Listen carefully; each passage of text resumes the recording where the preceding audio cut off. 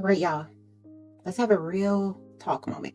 I just read this article and my soul is stirred up. As a CEO, a Black woman, and someone who came up in this game from the ground floor, this hits me right in the gut. The article was talking about how about nearly 300,000 Black women have been pushed out of the workforce in just the last 3 months. That's not just statistics. That's our sisters, our aunties, our mamas, our cousins, our friends. That's a whole community being impacted. Here's the deal. The article broke down some of the why behind the mass exodus. And by the way, this is found at Forbes, so please look it up. It came out August 4th in Forbes.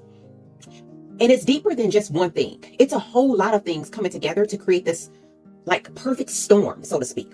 The breakdown, the main ideas from the article are basically the mass exodus of Black women from the workforce is due to a combination of factors, including federal job cuts and dismantling of DEI programs. Other issues like inflation, we know how much eggs cost. Student loan debt, they always trying to come after us. And the underrepresentation in growing tech fields are putting Black women at a compounded economic risk. That's a significant network gap. Yeah, you heard me, network gap. The Black woman face, which means that we have equal access to opportunities because of who we know, is not the same.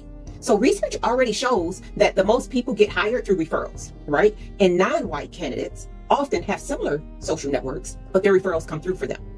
So when they roll back those DE&I initiatives, it means that companies are getting rid of things and opportunities of how we know them. So research shows that most people get hired through referrals, and non-white candidates often are hired by who they know, but there's more on that side than on our side. Remember that when they get rolled back those DEI initiatives, it means that companies are getting rid of things like employee resource groups. So those groups that help with mentorship programs, which help build networking, which help build career advancement, those were for us. Those are no longer. Black women often experience a phenomenon called pet to threat. Now listen to this. I have never even heard of this before. So that's where we're celebrated at first. They patting us on the head. Good job. You're doing so well. Then later they see us as a risk to the status quo. So therefore they need to get rid of us. Let's not even include that whole thing about us being known as the angry Black woman, that stereotype, right? It's a staggering 36% of Black women who left a job because they felt unsafe. This isn't about a bad day. This is truly about safety and our well-being. And then AI is not making it any better.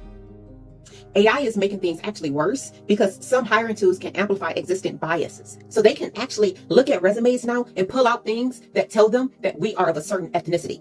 HBCUs, sororities, fraternities, all of those things can be pulled out. Community activities, all of those things can be pulled out to say, hey, don't consider this person because of.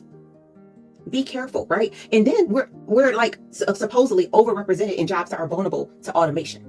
So jobs that they feel like they don't need us anyway, AI can do it anyway, then they feel like just get rid of them and let AI do it. We're not even done. We're not done, guys. I have to do a part 2 to this because we need to talk about it and discuss points for our community and how we can move forward.